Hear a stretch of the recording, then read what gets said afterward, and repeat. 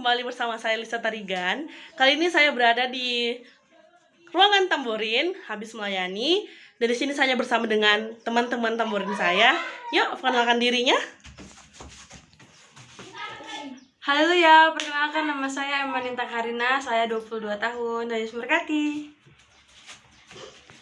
Halo ya, saya Sri Cahayu, umur saya 17 tahun dari Sumberkati. Halo ya, saya Ripka Bulan dari Semingga, umur saya 15 tahun. Halo ya. Hai, nama saya Jipura Bro Ginting, umur saya 12 tahun dari Sumberkati. Namanya Brenda, umurnya 4 tahun. 4 Ini kenapa? tahun. Umurnya berapa? 4 tahun. Saya Sumberkati.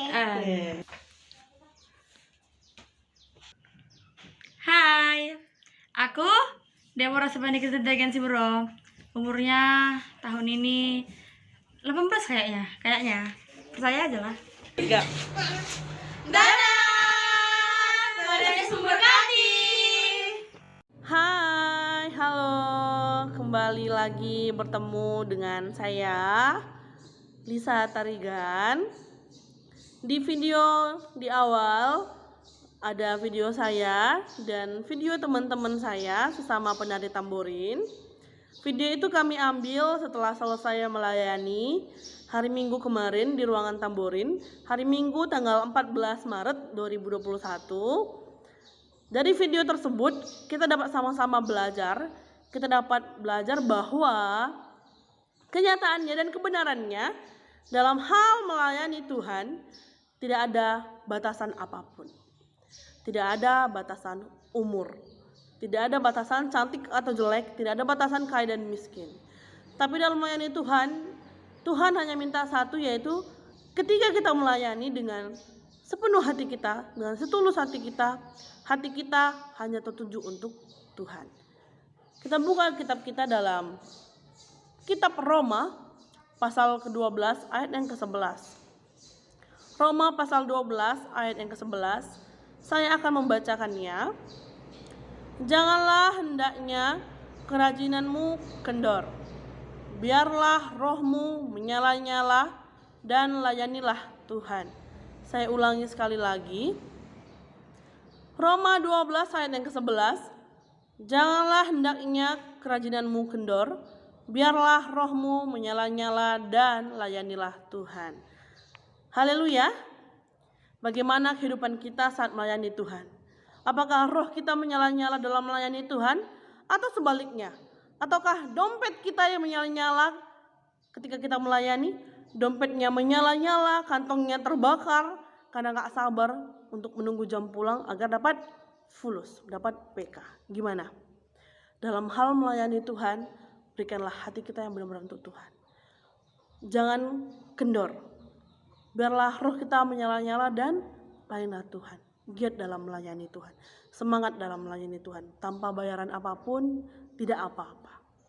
Walaupun dalam kondisi kita sehat. Kita sehat, tidak kekurangan suatu apapun. Baik keadaan kita, berkat Tuhan juga baik di kehidupan kita, ekonomi kita juga baik. Lalu apa masalahnya kita gak mau melayani Tuhan? Gak salah ketika kita juga baik, kita sehat. Berilah diri kita untuk melayani Tuhan.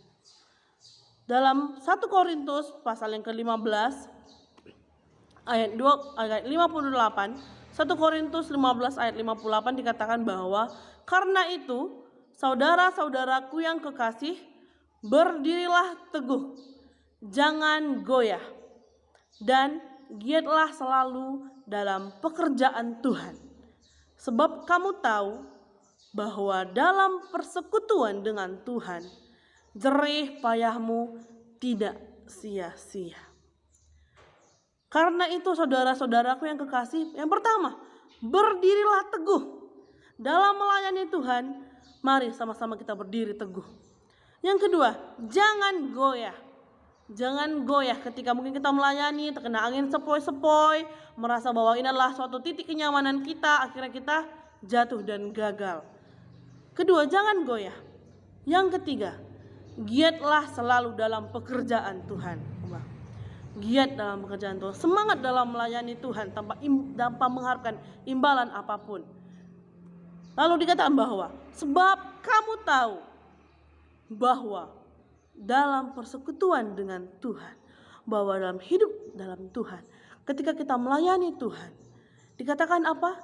Jerih payahmu tidak sia-sia. Dalam kita melayani Tuhan, berkorban untuk Tuhan, memberikan semua yang terbaik buat Tuhan, meninggalkan segala sesuatu duniawi untuk Tuhan, fokus tujuan kita hanya untuk Tuhan, jerih payah kita tidak akan sia-sia. Kembali kita bahas dalam Kolose 3 ayat 23 dikatakan, apapun juga yang kamu perbuat, perbuatlah dengan segenap hatimu seperti untuk Tuhan dan bukan untuk manusia. Melayani Tuhan dengan segenap hati, melayani Tuhan, berkorban untuk Tuhan tanpa mengharapkan imbalan apapun. Dalam Kolose 3 ayat yang ke-24 dikatakan, kamu tahu bahwa dari Tuhanlah kamu akan menerima bagian yang ditentukan.